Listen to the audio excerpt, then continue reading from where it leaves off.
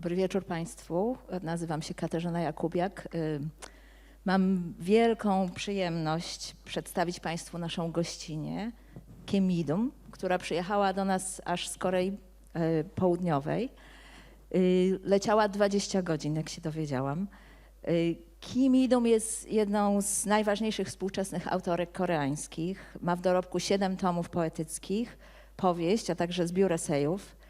Jest poetką feministyczną, jest poetką wielokrotnie nagradzaną. Za tom Histeria, którego przekład wydało właśnie Biuro Literackie ze świetną okładką. Za ten tom w Korei Kim Idum została w 2014 roku wyróżniona nagrodą poetycką Kim Hunsu. Ostatnio jej poezja w angielskim przekładzie zdobywa także rozgłos w Stanach Zjednoczonych.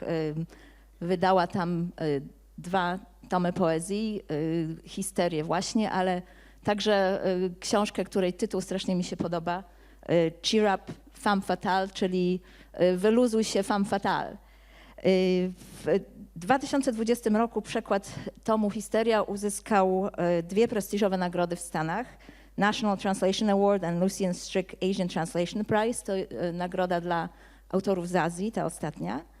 I co ciekawe, zanim Kim Idum zdobyła uznanie w kraju i na świecie, była mocno krytykowana w Korei. Jej wiersze nazwano brudnymi i antyintelektualnymi, z czym ona zresztą bardzo chętnie się zgadzała. I o tym być może też porozmawiamy w późniejszej części. Kim Idum jest także wykładowczynią akademicką, studiowała literaturę niemiecką, napisała doktorat z koreańskiej poezji feministycznej. Jest także właścicielką księgarni-kawiarni Cafe Idum w miejscowości Ilsan niedaleko Seulu, gdzie organizuje spotkania literackie. Idum, bardzo dziękujemy, że jesteś tutaj z nami.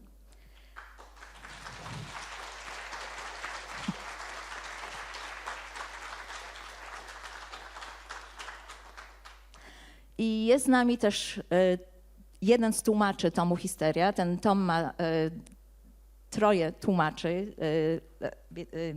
Jest tu z nami Lin Su. Jest też pozostali tłumacze, niestety nie mogli tutaj być, ale są to Ewa Su i Katarzyna Szuster-Tardi.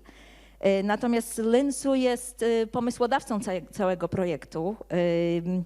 I jak do tej pory Lin był przede wszystkim tłumaczem poezji polskiej, jak mi powiedział, przede wszystkim na język angielski.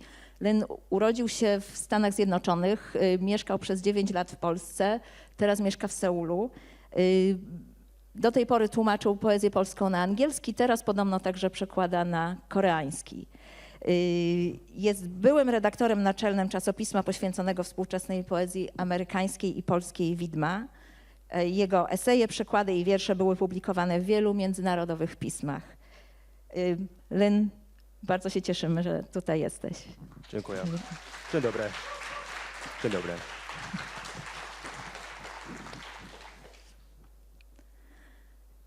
Więc zaczniemy to spotkanie od rozmowy. Więc zaczniemy od tej książki, wokół której tutaj się spotykamy, która jest przyczyną naszego spotkania. I chcę zacząć konkretnie od tego, co wydaje mi się w tej książce najbardziej wyraziste, najbardziej zapadające w pamięć. Wiem, czytając recenzje ze Stanów Zjednoczonych, wiem, że też niektórych czytelników to szokuje. Może nasze grono to nie zaszokuje, ale chodzi mi o przełamywanie tabu cielesności. Bo w tej książce jest mnóstwo płynów ustrojowych, a jest tam przede wszystkim krew miesięczna.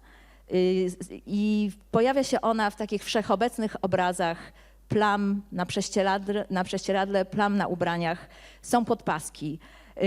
Są to obrazy dość wstydliwe zwykle dla kobiet, natomiast w książce Histeria Kim Idum zupełnie bezobcesowo je pokazuje, odsłania. Z drugiej strony wydaje mi się, że że stan napięcia przedmiesiączkowego nadaje ton tej całej książce. Znaczy właśnie to jest książka pisana na PMS. bo jest to, wydaje mi się, że celowo Kim Il-sung wykorzystuje taki stereotyp kobiety przed miesiączką, żeby naładować tę książkę tonem irytacji i wściekłości.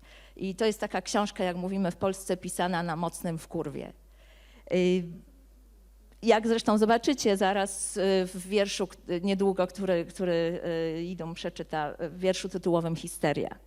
Więc moje pierwsze pytanie to jest, jaka według Ciebie jest rola tych obrazów i tonów związanych z cielesnością, właśnie szczególnie cielesnością kobiecą w Twojej poezji?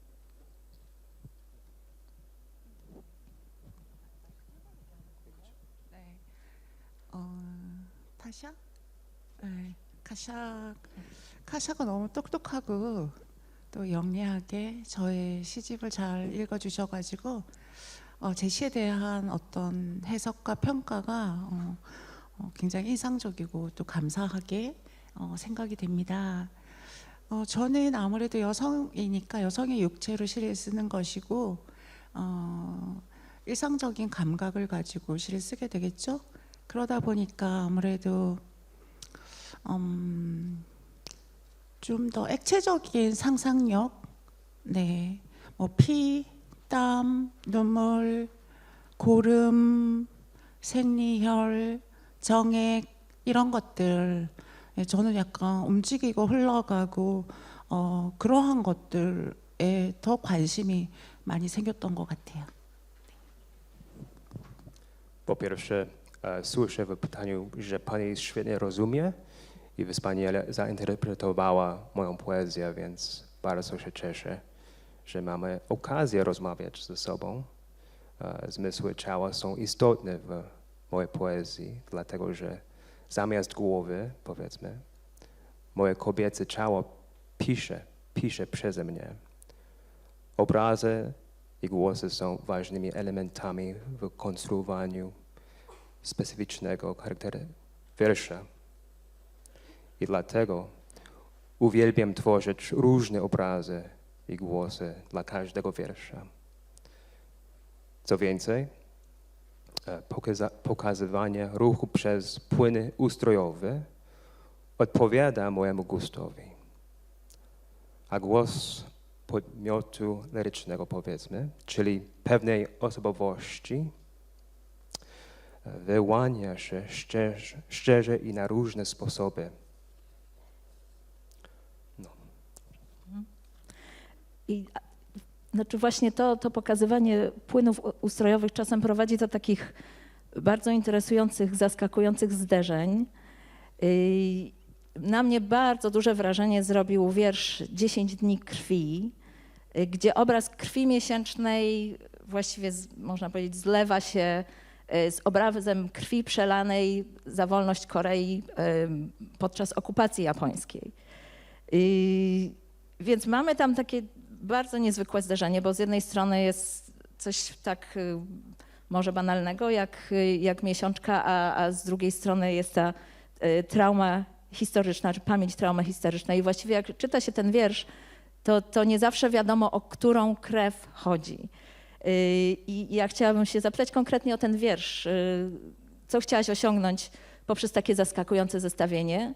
A może także w innych wierszach, prawda? Bo masz wiele takich zderzeń. Co chcesz osiągnąć przez takie zaskakujące zderzenia? 피해 10일간은 대한민국의 어떤 피해 역사, 그것과 여성의 그 생리에 관한 문제를 같이 다루었는데 시는 과거의 역사와 미래 그리고 죽은 자와 산 자를 서로 만날 수 있게 하는 즉 시간을 초월하는 문제의 예술이라고 생각합니다. 그래서 우리가 언급하지 않고 또 잊어버린 어떠한 중요한 그런 슬픔의 이야기를 누군가는 해야 한다고 생각하기 때문에 쓰게 된 시입니다. 10 dni krwi jest to wiersz, który łączy krwawe wydarzenia z najnowszej historii Korei. takie jak japońska inwazja i powstanie w Gwangju, w mieście Gwangju w Korei. Z teraźniejszością. Wiersz może przekroczyć czas, jak wiadomo, i naświetlić problemy społeczne, dlatego że poezja to sztuka, w której umarli i żywi mogą się spotkać. Więc poezja koreańska, zresztą także historia Korei wydaje mi się jest dość słabo znana w Polsce. Więc chciałabym poprosić Cię o pomoc w zrozumieniu kontekstów Twojej poezji. No może nie będziesz nam przedstawiać historii tutaj, ale może nakreślisz nam te konteksty literackie. Napisałaś doktorat z koreańskiej poezji feministycznej, więc czy możesz nam trochę opowiedzieć o tej poezji feministycznej? No może kiedy ona się narodziła, w jakich warunkach, jakie poetki Cię inspirują, a także wydaje mi się, że warto by się dowiedzieć, jak się ona różni od tradycji feministycznych Zachodu.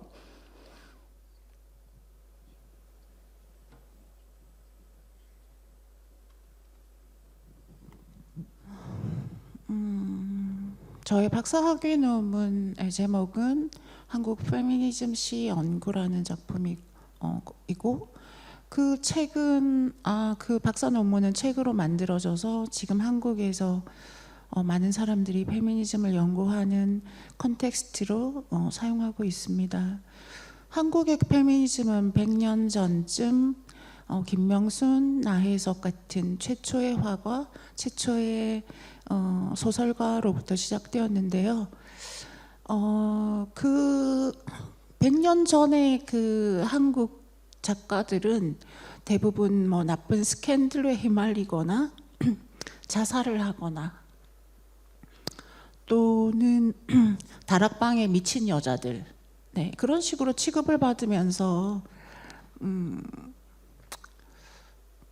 적극적으로 활동을 하지 못했고, 사실상 한국의 페미니즘은 1985년에 뭐 김혜순, 최승자, 그리고 고정희 같은 시인으로부터 시작을 했습니다.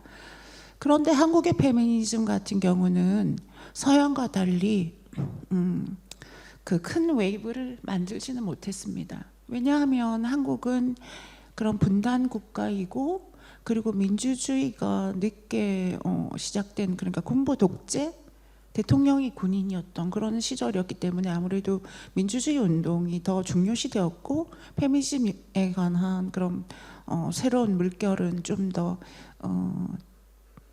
뭐라고 할까? 좀 더 중요시되지 않았던 그런 시절이었죠. 예. 하지만 저는 그 한국의 여성 시인들이 있었기 때문에 제가 나아가는 길이 조금 더 편했다고 생각을 하고 있어요. 예.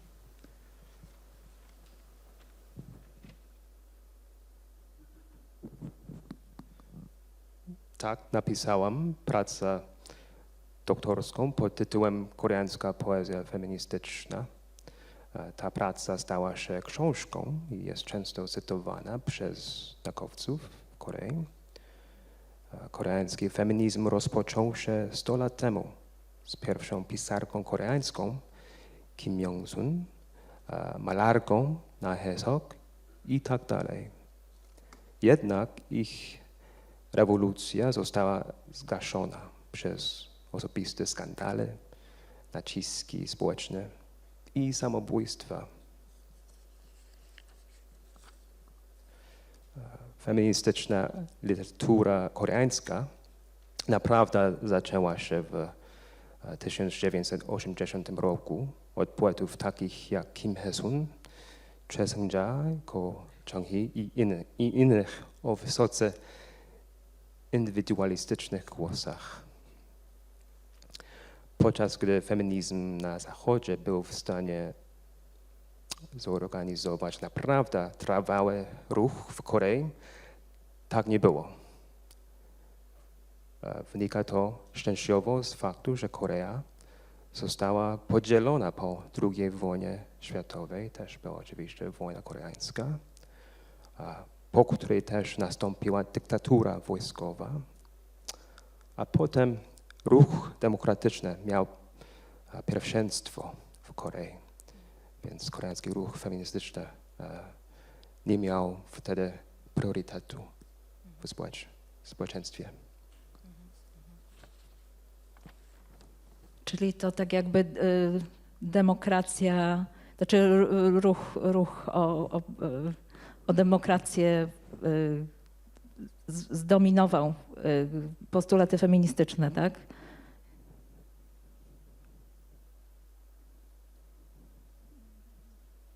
Tak. Tak. Tak. A czy w takim razie, co ty nowego wnosisz do tej tradycji feministycznej?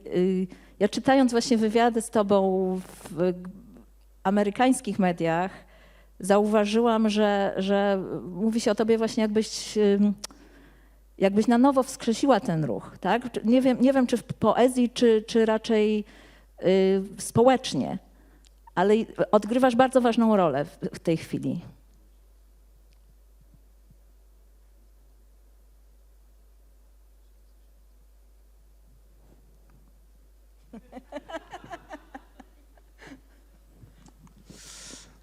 굉장히 어려운 질문인데요.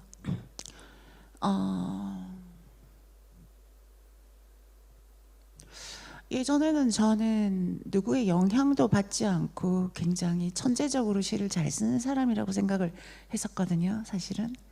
근데 이제 시를 쓴 지 20년, 30년이 되어 가다 보니까 아무래도 먼저 어려운 일을 페미니즘이든 아니든 헤쳐간 선배들이 있었기에 제가 시를 지금 좀 더 눈치 보지 않고 쓰게 되었다는 생각을 하고, 한국에서는 이제 불교라고 하는 게 있는데 거기서 보면 부처를 만나면 부처를 죽이고 부모를 만나면 부모를 죽이고 가라, 이런 되게 무서운 말이 있어요.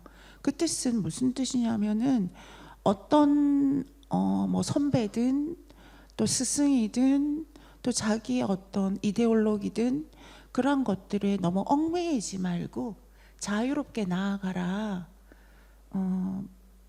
그물에 걸리지 않는 바람처럼, 예, 그렇게 얘기하거든요. 네, 그렇게 나아가고 있습니다. 해볼게요. Oczywiście dzięki wcześniejszym pisarkom feministycznym moja droga jest znacznie łatwiejsza i dzięki temu mogę pisać swobodniej. Jednak w Azji jest powiedzenie i tak brzmi: jeśli spotkasz Buddę, zabij go po drodze. W moim przypadku moja estetyka jest zasadniczo sprzeciwia się tradycyjnej poezji i nawet tradycji feministycznej. Też chciałbym wspomnieć, że do dziś w Korei poety koreańskie są zachęcone pisać wyrafinowaną, miękką poezję i ja po prostu nienawidzę tego i po prostu piszę jak chcę i cały czas walczę z tym. Aha. Dobrze, dziękuję. To chyba teraz jest świetny moment, żeby pokazać nam tą walczącą poezję, tak? Tą niepokorną poezję, więc zapraszamy cię do przeczytania kilku wierszy.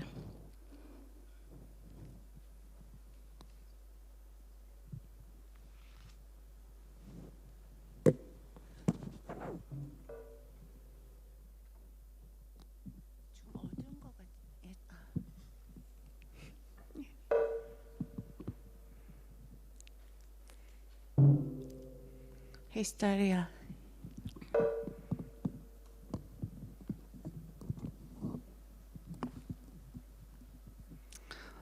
인간을 물어뜯고 싶다. 달리는 지하철 안에서 널 물어뜯어 죽일 수 있다면, 야 어딜 만져, 야야 손 저리 치워. 곧 나는 찢어진다. 찢어질 것 같다. 발작하며 울부짖으려다 손으로 아랫배를 꽉 누른다. 심호흡한다. 만지지 마. 제발 기대지 말라고. 신경질 나게 왜 이래. 팽팽해진 가죽을 찢고 여우든 늑대든 튀어나오려고 한다. 피가 흐르는데, 핏자국이 달무리처럼 푸른 시트로 번져가는데, 본능이라니, 보름달 때문이라니, 조용히 해라. 진리를 말하는 자여, 진리를 알거든 너만 알고 있어라. 더러운 인간들의 복음, 주기적인 출혈과 복통. 나는 멈추지 않는데, 복잡해 죽겠는데, 안으로 들어오려는 인간들. 나는 말이야, 인사이더잖아, 아웃사이더가 아니야. 넌 자면서도 중얼거리네.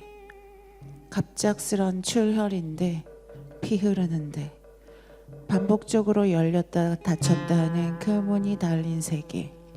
이동하다 반복적으로 멈추는 바퀴. 바뀌지 않는 노선. 벗어나야 하는데, 나가야 하는데 대형 생리대가 필요해요. 골아떨어진 이 인간을 어떻게 하나? 내 외투 안으로.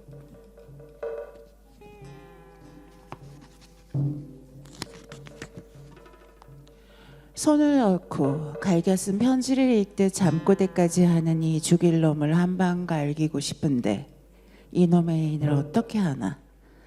덥석 목덜미를 물고 뛰어내릴 수 있다면, 갈기를 휘날리며 한밤의 철도 위를 내달릴 수 있다면, 달이 뜬 붉은 해변으로, 그 흐르는 모래사장 시원한 우물 옆으로 가서 너를 내려놓을 수 있다면.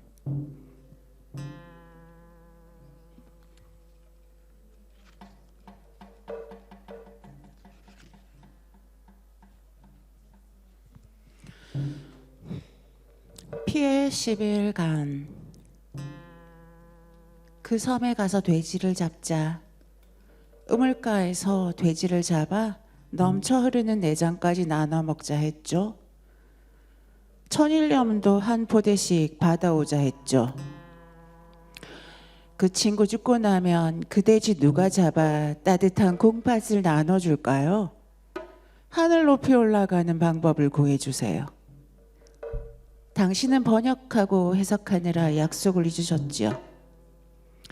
얘기해 주세요. 그날이 어땠는지, 누가 어떻게 종지부를 찍었는지.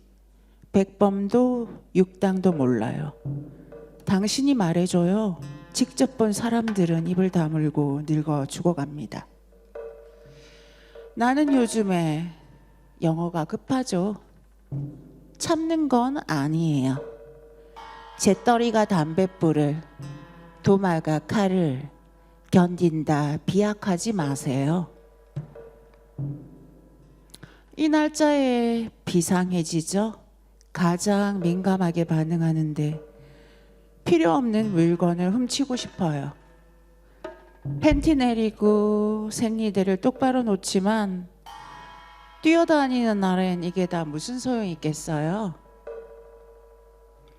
피해 일주일이 지나면 피임 날짜나 새는 요새 젊은 것들이라서 당신은 고향에 내려졌던 비상계엄령에 관해, 우물과 시장에 관해 말하지 않나요? 나는 부채입니다. 불타는 파출소 앞 옆에서 자궁을 꺼내 하늘 높이 차올리고 싶은 날입니다.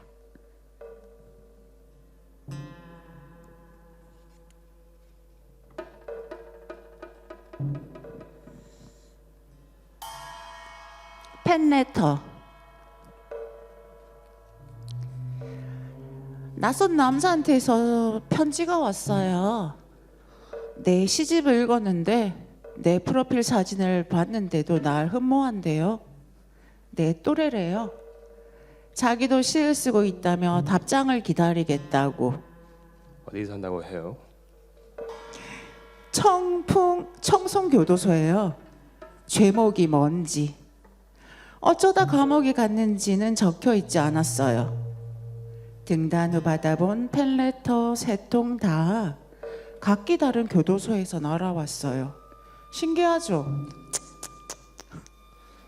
어디 가서 그런 얘기 하지 마세요. 복역수들이나 좋아하시는 시 쓰신 취급하시 싫으면요. 장신과 나는 서울 가는 길이다. 그가 운전하고 나는 서먹하게 얻어 타고 각기 다른 행사장으로 다른 목적으로 입을 닫고 귀는 노루기풀 열성이라 눈이 와도 눈을 받을 수 없는 참 안 됐다. 그 풀은 멀리 뒷산에서 봤다. 무는 애무할 때 손은 버리라는 말일까. 손을 넣쳐 비틀거리며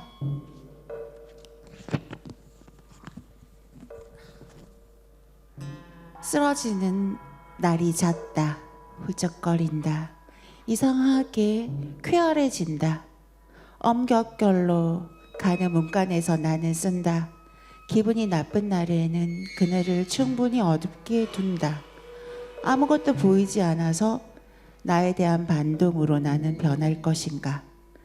이렇게 시도 아닌 것을 적는 한여름 밤에는 지상의 모든 새가 울고 저놈 검은 등 뻐꾸기가 유별난 소리 낸다. 시에 무슨 제재를 가하는 바보 같은 짓. 제목을 붙이려면 죄목을 짓는 것 같아 두렵다.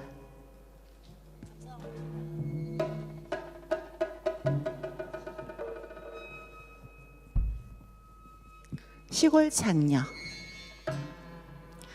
진주에 기생이 많았다고 해도 우리 집안에는 그런 여자 없었다 한다. 지리산 자락 아래 진주 기생이 이 나라 가장 오랜 기생 역사를 갖고 있다지만 우리 집안에 연료는 있어도 기생은 없었다 한다. 백정이나 노비 상인 출신도 없는 사대부 선비 집안이었다고 아버지는 족보를 외우신다. 낮에 우리는 촉성로 앞마당에서 진주 교반 국거리 춤을 보고 있었다. 색한 삼 양손에 끼고 버선발로 건물을 추는 여자와 눈이 맞았다.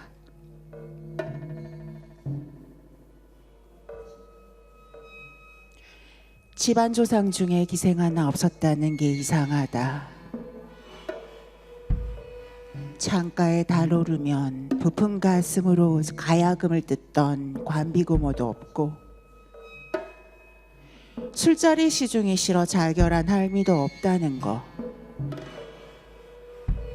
인물 좋았던 계집종 어미도 없었고 색색 비단을 팔러 강을 건너던 삼촌도 없었다는 거. 온갖 멸시와 천대에 칼을 뽑아들었던 백정 할아비도 없었다는 말은 너무나 서운하다. 국난 때마다 나라고 한 조상은 있어도 기생으로 팔려간 딸 하나 없었다는 말은 진짜 쓸쓸하다.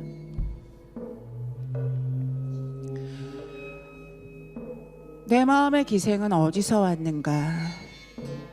오늘 밤 강가에 머물며 영감을 매실까 하는 이 심정은 영혼이라도 팔아 시 한 줄 얻고 싶은 이 퇴폐를 어찌할까. 밤마다 칼춤을 추는 나의 유흥은 어느 별에 박힌 유전자인가. 나는 사체 이자에 묶인 육체파 창녀하고 다를 바 없다. 나는 기생이다. 위독한 어머니를 위해 팔려간 소녀가 아니다. 자발적으로 음란하고 방탕한 감정 창녀다. 자다 일어나 하는 기분으로 토하고 마시고 다시 하는 기분으로 헝클어진 머리카락은 늘 명망진창 여럿이 분위기를 살리는 기분으로 뭔가를 쓴다. 다시 나는 진주 난간가를 걷는다. 유등 축제가 열리는 밤이다. 취객이 말을 거는 야시장 강변이다. 다국적의 등불이 강무리를 떠가고 떠내려가다 엉망진창 걸려있고 쏟아져 나온 사람들의 더러운 입김으로 시골 장터는 불야성이다. 부수수 펜을 꺼낸다. 졸린다. 펜을 물고 입술을 넘쳐 잉크가 번지는 줄 모르고 코를 훌쩍이며 강가에 앉아 뭔가를 쓴다. 나는 내가 쓴 시 몇 줄에 묶였다. 드디어 시에 결박되었다고 믿는 미치광이가 되었다. 눈앞에서 마귀가 바지를 내리고 빨면 시 한 줄 주지. 악마라도 빨고 또 빨고 계속해서 빨 심정이 든다. 자다가 일어나 밖으로 나와 절박하지 않게 치욕적인 감정도 없이 커다란 펜을 문 채 나는 빤다. 시가 쏟아질 때까지 나는 감정 갈보. 시인이라고 소개할 때면 창렬하고 자백하는 기분이다. 조상 중에 자신을 파는 사람은 없었다. 너처럼 나쁜 피가 없었어. 아버지는 말씀하셨다. 펜을 불끈 쥔 채 부르르 떨었다. 나는 지금 지방 축제가 한창인 달밤에 늙은 전기가 되어 양손에 칼을 들고 춤춘다.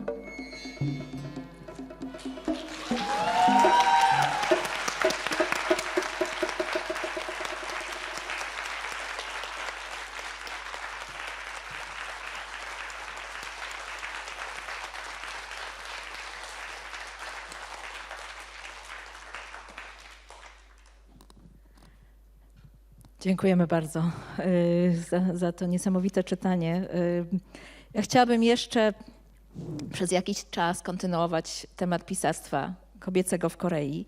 Więc przeczytałaś nam przed chwilą ten niesamowity wiersz Wiejska dziwka, w której piszesz o kiseng, czyli to jest koreański odpowiednik gejszy, kobiety, które były prostytutkami dla elit, ale miały także za zadanie dostarczać im intelektualnych rozrywek i między innymi pisały poezję. I one w tym wierszu pojawiają się jako takie patronki twojej poezji. Zresztą jest też ta niesamowita scena z diabłem jako metaforą twojej poezji. Więc powiedz nam trochę więcej o kiseng.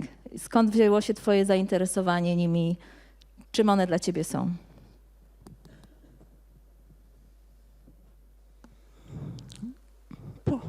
네, 폴란드에서는 문화의 중심이나 돈이 바르샤바에 몰려 있나요? 그것처럼 한국에서도 서울에 대부분이 다 몰려 있어요. 지방은 좀 가난하고. 그렇지만 제 고향 진주는 경남 쪽에서 가장 그 부유한 사람들이 많이 살았어요. 조선 시대, 조선 다이너스티 그때는 양반이라고 하는 그런 그 카스트 제도의 어떤 고위 계급이라고 할 수 있는데 양반들이 굉장히 많이 살다 보니까 그 사람들은 축제를 많이 열잖아요. 유흥을. 그러다 보니까 술과 여자가 필요했고 그 여자들이 이제 기생으로 네. 그렇게 됐고 또 그 제 고향 진주에는 양반들이 먹고 마셔야 되니까 백정이 많이 필요했어요. 소를 이렇게 죽여가지고 이렇게 살점을 주는 그런. 그래서 그런 사람들이 계속 이렇게 핍박받고 예, 사람 취급받지 못했었죠. 예. 그런 오랜 역사를 가지고 있는데 그래서 조선 시대에서 또 불교를 탄압하고 유교라고 하는 게 됐을 때 많은 여성들이, 그러니까 우리 서린 작가님처럼 머리 이렇게 빡빡 밀은 이렇게 네, 그런 여성들이 갑자기 국가에서 탄압을 하니까 불교 다 없애, 그 종교를 말살하려고 하니까 다 많이 기생이 됐어요. 기도하고 자기가 자기 구원을 외치던 사람들이. 예. 근데 저는 제 고향에 항상 그런 역사적 배경이 있는데 왜 우리 집안에는 기생은 없고 백정도 없고 다 양반이었다고 아버지가 얘기하는지 너무너무 궁금해가지고, 예. 그래서도 기생에 대해서 공부를 ha게 됐습니다.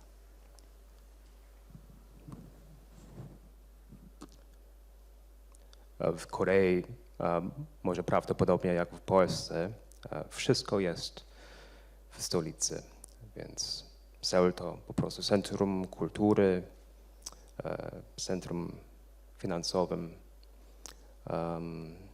historycznie i oczywiście teraz. Ale moje rodzinne miasto Jinju to starożytne i ma ponad 1000 lat.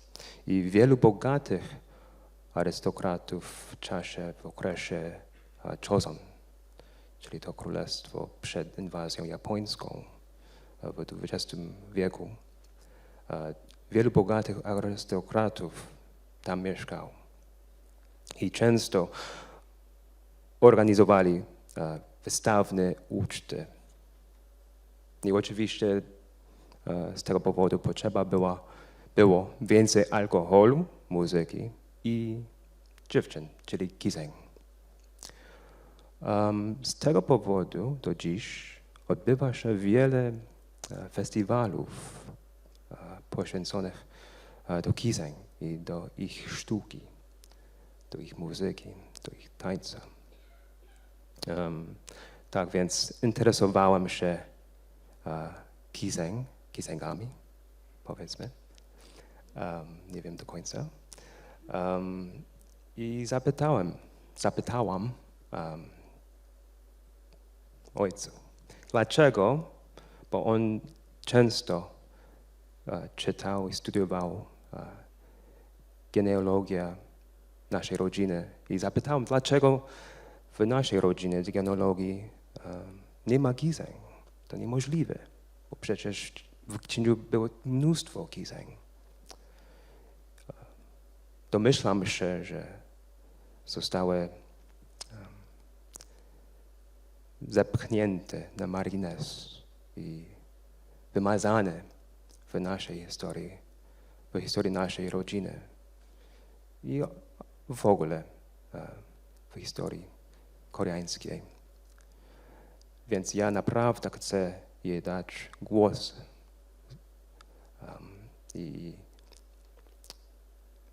mam nadzieję, że ich głosy piszą przeze mnie. A mi też bardzo się podoba w twojej poezji odrzucenie takiej kobiecej roli ofiary i to jest też chyba związane z tym, o czym mówisz teraz. I na przykład w wierszu Poproszę więcej orchidei, który wiem, że był na stronie Biura Literackiego w zapowiedzi, jest taka niesamowity obraz, kiedy podmiotka tego wiersza ma na czole bliznę, która jest wynikiem jakiegoś przemocowego doświadczenia, ale ona mówi: nie rozśmieszaj mnie, nie mam traumy. To jest wyjście awaryjne, to jest kwiat orchidei, to jest brama do mentalnego ogrodu. I chciałabym cię poprosić o komentarz do tego wiersza, znaczy co on mówi o twoim podejściu do kobiecej traumy w poezji.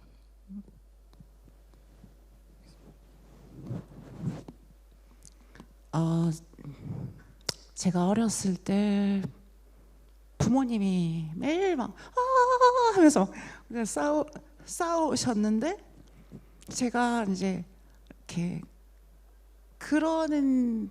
그랬기 때문에 제가 이렇게 꽉 넘어져 가지고 이렇게 여기에 상처가 났어요. 이렇게 화장품으로 지금 가렸지만 여기에 이렇게 쫙 예. 상처가 났는데 제 생각에는 저는 화가 날 때도 시를 쓰고 너무 슬플 때도 시를 쓰는데 시를 쓸 때는 그러한 트라우마나 또 마음의 상처가 일반인하고 좀 달라요. 일반인은 그렇게 돼서 뭐 트라우마 때문에 정신과 치료를 받아야 된다거나 뭐 그렇지만 시인에게는 그러한 트라우마나 마음의 상처나 그런 고통이 오히려 시를 쓰는 데에 어떤 걸음 뭔지 아세요? 그 논밭 같은데 예. 걸음이나 혹은 더 나아가서 어쩌면 축복이 될 수 있다고 생각을 하게 됐어요.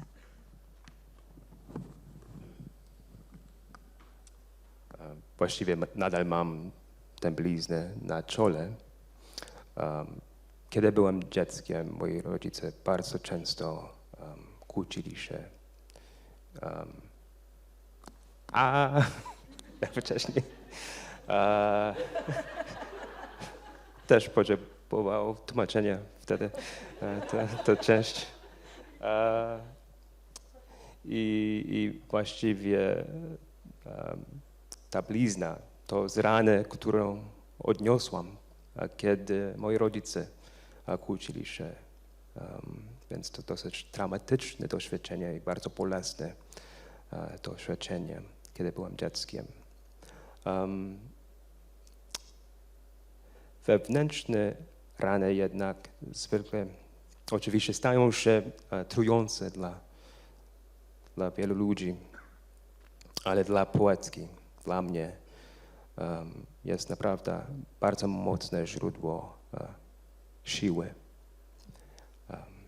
i jest bogactwo emocji, które dla mnie jest bardzo ważne i nawet mogę powiedzieć, że cieszę się, że mam takie źródło bolesne.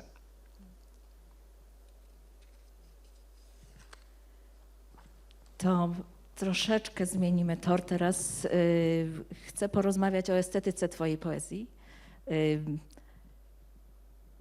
Zauważyłam w amerykańskich publikacjach, myślę, że w innych też mówi się o twojej twórczości w kategoriach antypoezji. I ty sama w tych anglojęzycznych wywiadach często podkreślasz, jak ważne jest dla ciebie odrzucenie dekorum i liryczności. Zresztą wspomniałaś też wcześniej o tym. I zamiast tego podkreślasz, jak ważne jest tworzenie poezji z rzeczy powierzchownych i prostych. I często podchodzisz do swojej poezji w swoich wierszach z taką nonszalancją. W wierszu Wiejska dziwka mówiłaś, kiedy piszę te pierdoły, i wielokrotnie się takie stwierdzenia pojawiają. W wierszu, który chyba nam przeczytasz, Próba generalna, twoja podmiotka ogłasza: nie ma mnie we mnie, i odrzucasz głębie i drugie dno w sztuce. Dlatego właśnie chcę zapytać, dlaczego takie podejście do poezji jest dla ciebie ważne?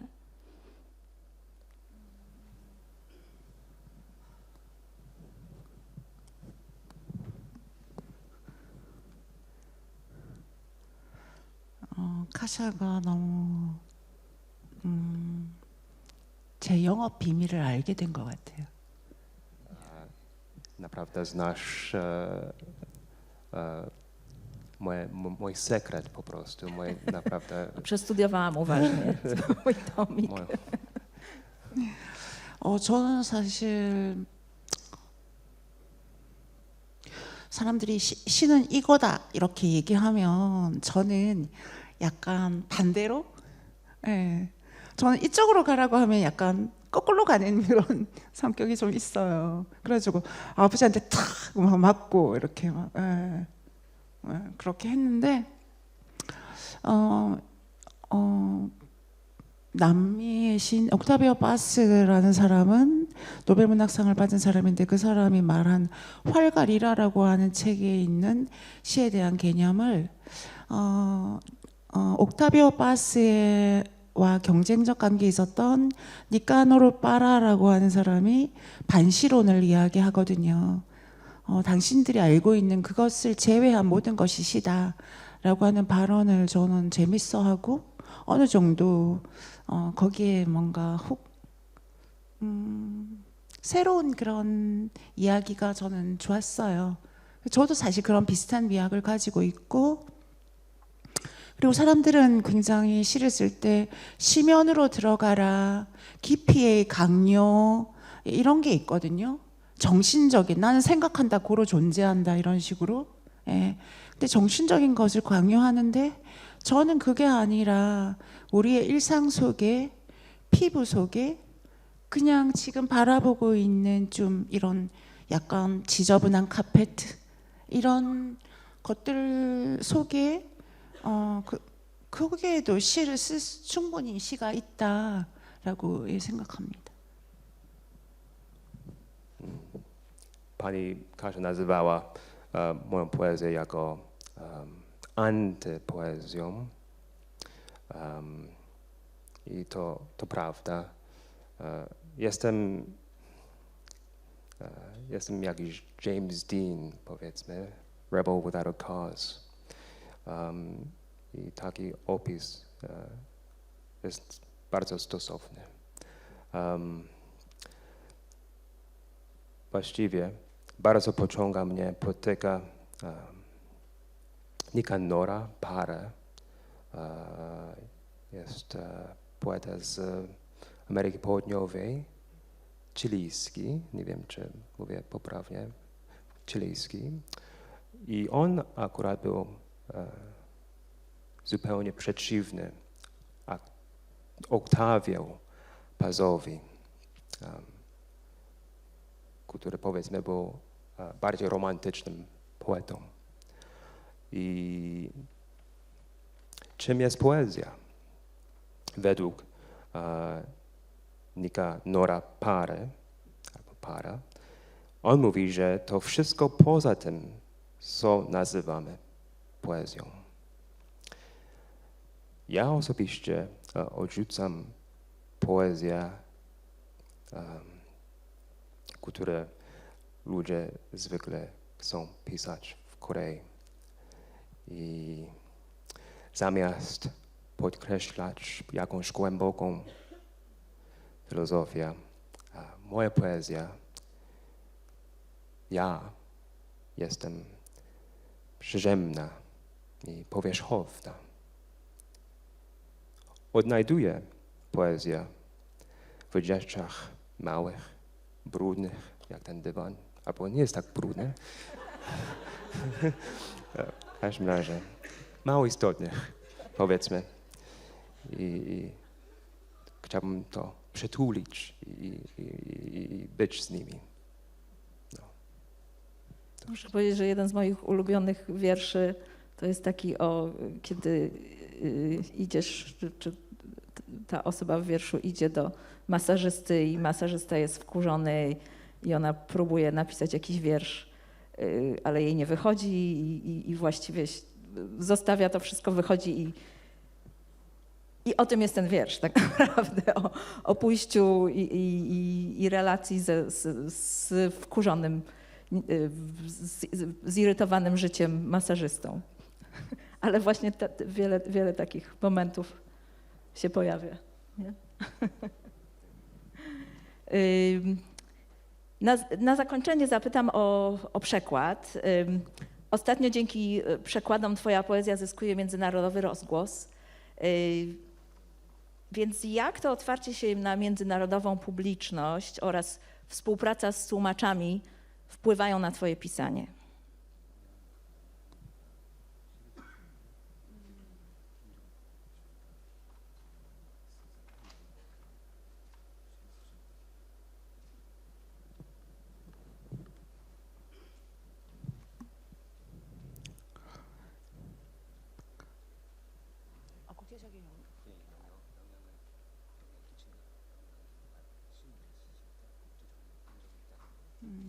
별로 없어요. 저는 시를 쓸 때 별로 독자를 생각하지 않고 그냥 제가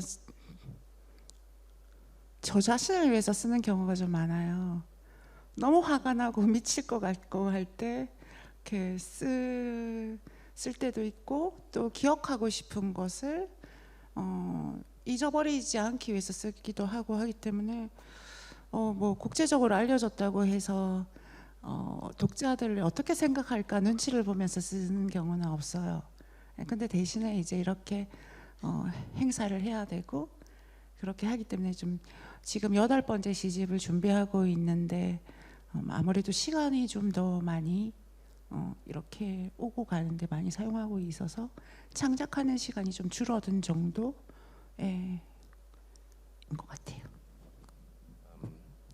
W ogóle nie ma wpływu od tego faktu, że teraz jestem coraz bardziej znana na świecie dzięki tłumaczeniu. Ja po prostu piszę dla siebie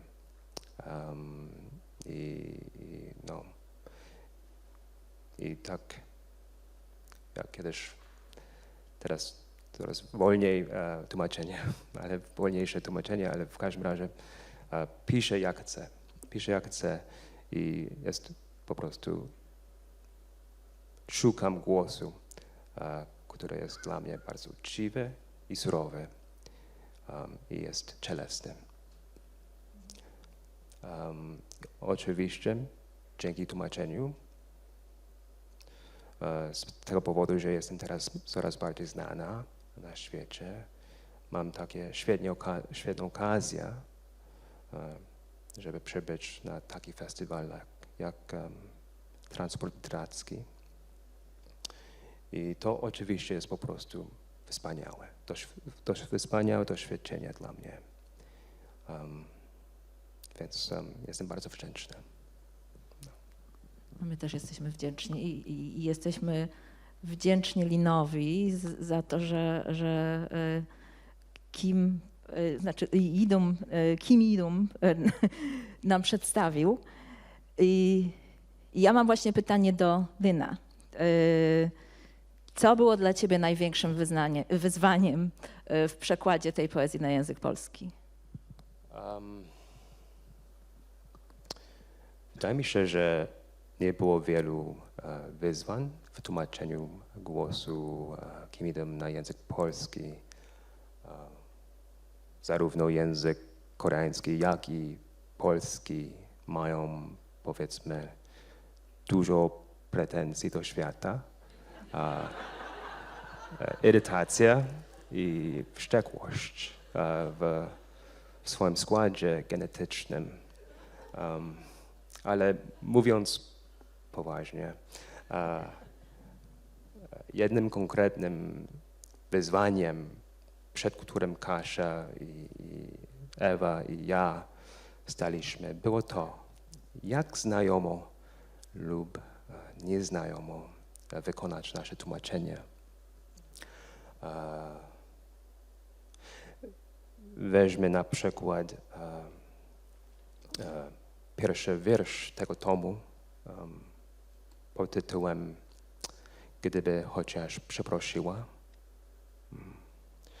To wiersz o popularnej koreańskiej potrawie fast food o nazwie jjajangmyeon.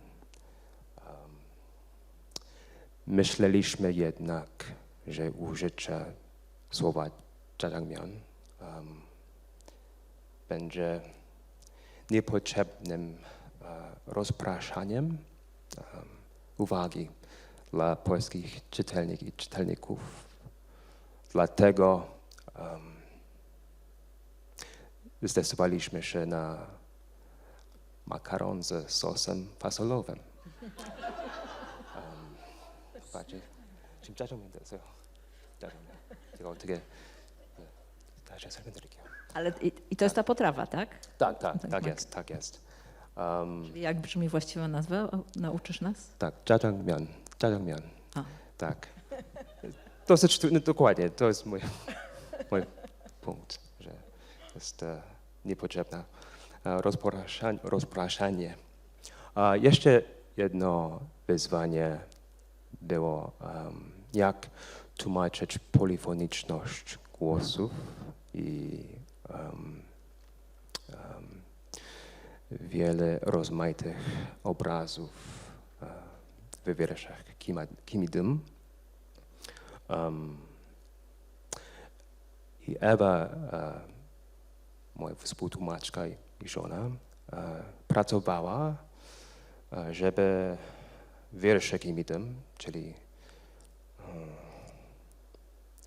to bardzo imponujący chaosmos wiersze Kim Dum, nie było po prostu chaotyczne po polsku. I udało nam się, więc w końcu ostatecznie ten naprawdę wspaniały tom jest wspaniale przetłumaczony. Więc proszę kupić jak najszybciej. Ja potwierdzam, wspaniale jest przetłumaczony.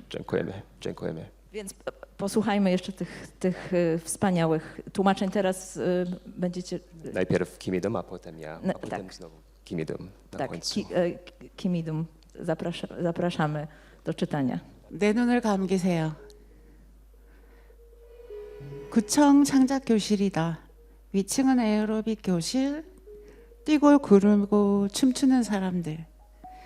지붕 없는 방에서 눈보라를 맞는다 해도 거꾸로 든 가방을 바로 놓아도 역전은 없겠다. 나는 선생이 아닌 의자에 앉는다. 과제 검사를 하겠어요? 한 명씩 자신이 쓴 시 3편을 들고 와서 내 책상 맞은편에 앉는다. 수강생과 나는 머리를 맞댄다. 어깨를 감싸는 안개가 있고 나는 연달아 사슴을 쫓아가며 총을 빵빵 쏘는 기분이다. 전쟁을 겪은 후 나는 총을 쏘지 못하게 되었다. 이거 너무 진부하잖아요. 상투적이잖아요. 이렇게 쓰시면 안 됩니다. 노인이 내민 시에 칼질을 한다. 깎고 깎여서 뼈대만 남은 조각상처럼 노인은 앉아있다. 폐잔병의 앙상한 뺨을 타고 곧 눈물이 흘러내릴 것 같다. 분노로 불신으로 이글거리는 눈동자는 아니다. 선생님, 방금 그 작품은 내가 쓴 게 아닙니다. 아무리 애써도 시를 쓸 수가 없어 유명한 시인의 수상작을 필사해봤습니다. 아, 내 머리는 떨어진다. 책상 위에는 첨삭하느라 엉망이 된 유명 시인의 작품이 있다. 그것은 마치 왜 그렇게 비싼지 도무지 이해할 수 없는 명품 브랜드 가방 같다. 노인이 나를 보며 웃지 않으려 애쓴다. 위에서 춤추는 사람들, 이름을 가리면 걸작을 못 알아보는 내 식견으로 내가 누굴 가르치려고 한 걸까?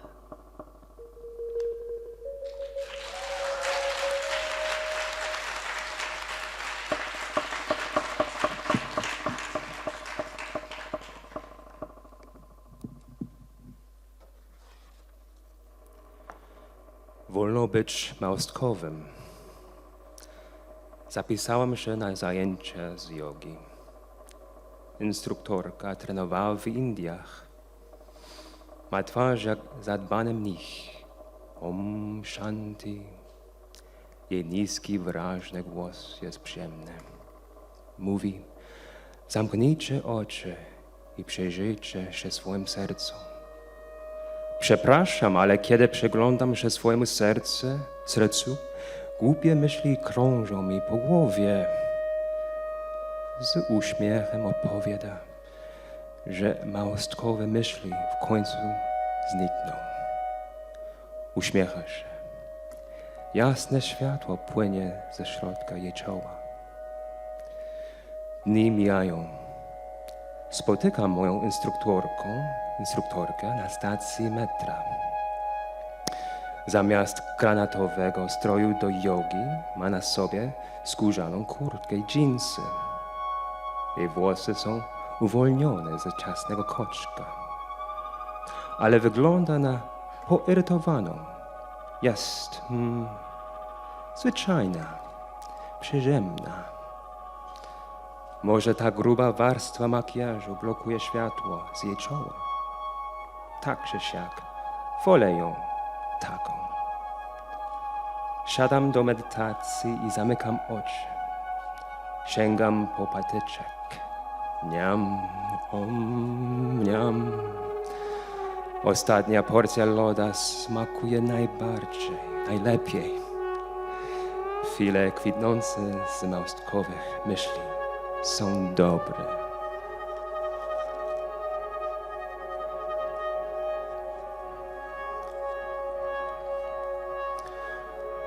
Aury zamiast aury.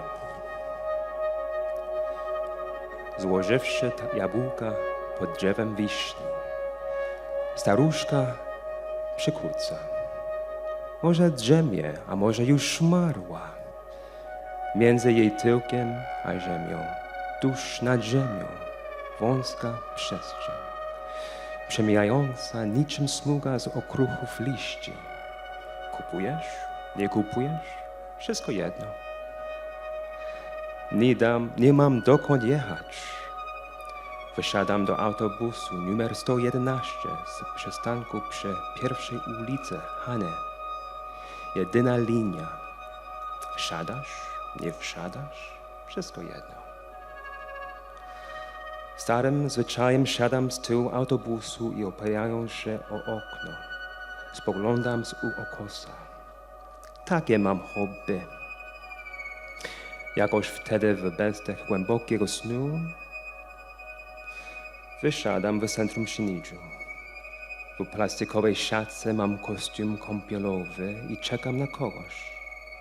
Machając ręką, podchodzi do mnie mężczyzna.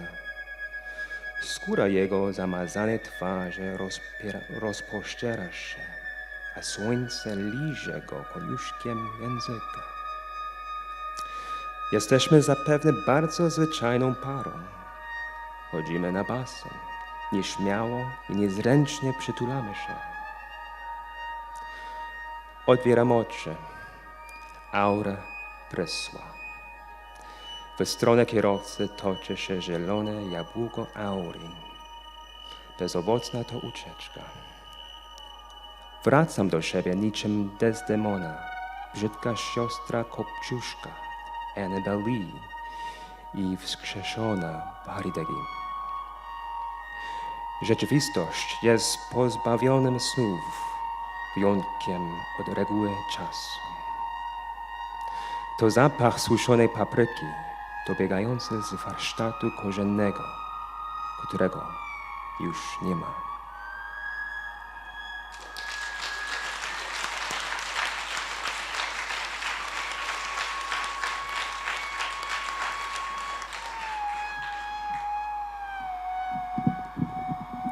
드레스 리허설.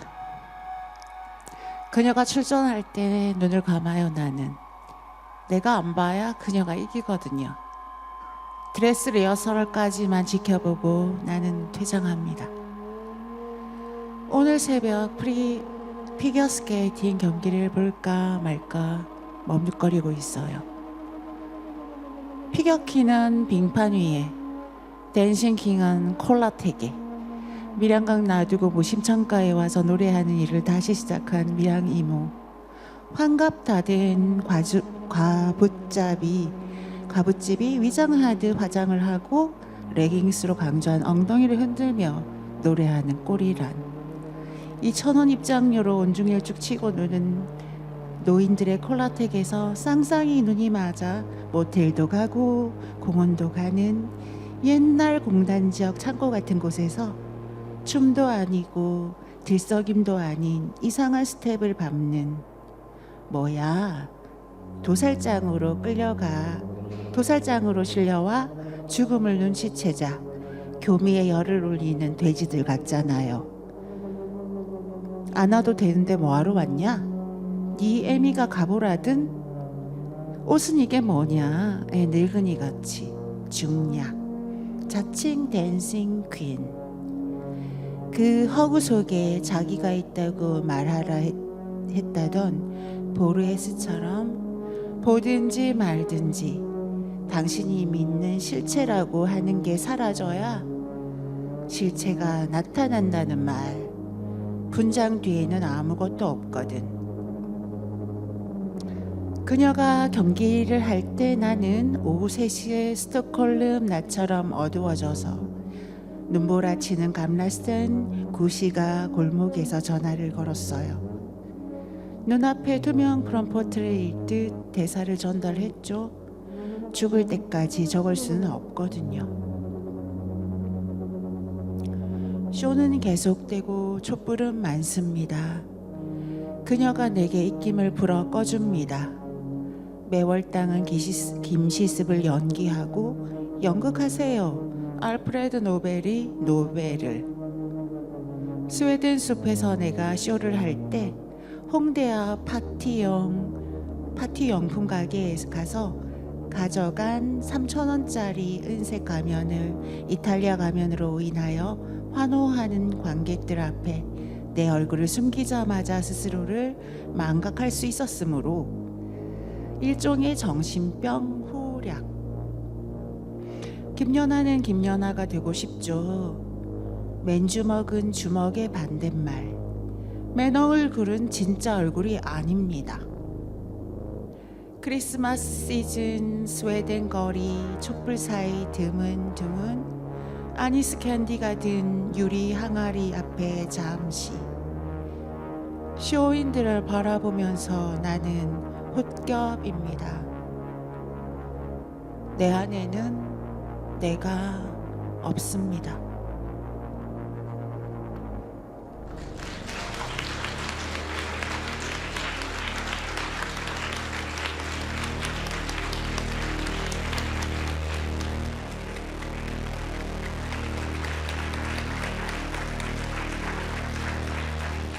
Dziękujemy bardzo Kim Idom i Lensu.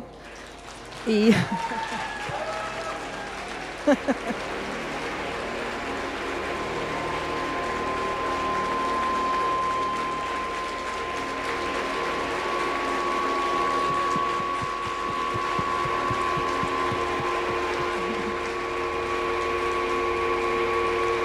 to już jest, rozumiem, ostatnie w tym miejscu spotkanie, ale zapraszamy jeszcze dziś wieczór na koncert Huberta Zimmlera.